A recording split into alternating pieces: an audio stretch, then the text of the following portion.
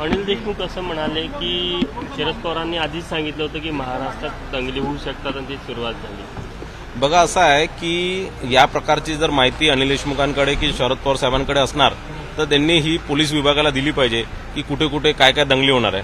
आणि माझं तर म्हणणं हे आहे की दंगली करणाऱ्यांना पहिले माहीत असतात की दंगली कुठे होणार आहे, तर निश्चितच या सगळ्या गोष्टीची माहिती शरद पवार साहेब आणि अनिल देशमुख साहेबांनी आधीच पोलीस विभागाला दिली पाहिजे।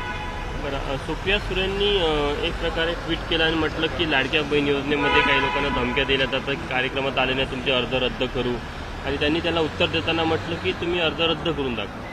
बघा, असं आहे, अशा प्रकारचं कोणतंही अर्ज रद्द कोणतंही सरकार करू शकत नाही आणि ही सरकार महायुतीची सरकार आहे। यांनी या सगळ्या लाडक्या बहिणींसाठी, या महाराष्ट्रातील 3 करोड लाडक्या बहिणींसाठी ही योजना आणली आहे 46 करोड रुपयाची। आणि निश्चितच माननीय मुख्यमंत्री साहेब, माननीय उपमुख्यमंत्री देवेंद्र फडणवीस साहेब, माननीय अजितदादा साहेब हे सगळ्या लोकांना आपल्या बहिणीला काही ना काही एक मदत म्हणून ही रक्कम द्यायची आणि सगळ्यांच्या खात्यामध्ये येणं सुरू झाले। ज्यावेळेस ही योजनाची घोषणा केली त्यावेळेस हेच राष्ट्रवादी काँग्रेस आणि काँग्रेस पक्षाचे लोक सांगत होते की हे पैसे कुठून आणणार। आज महिलांच्या खात्यामध्ये, बहिणींच्या खात्यामध्ये पैसे जमा होऊन राहिले तर हे नवीन नवीन आरोप लावतात आहे।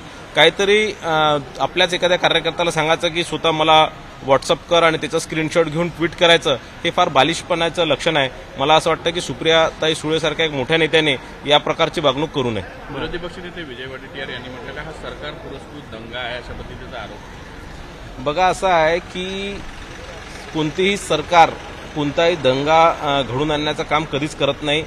हे काम जे लोक सांगतात आहे की दंगे होणार आहे किंवा जे लोक आधीपासून धमक्या देत आहे की या प्रकारचं महाराष्ट्रामध्ये, ज्या लोकांना महाराष्ट्रामध्ये जे कायदा सुव्यवस्था बिघडायची आहे आणि सरकारला बदनाम करत आहेत ते या सगळे लोक याच्या मागे आहे। थँक्यू।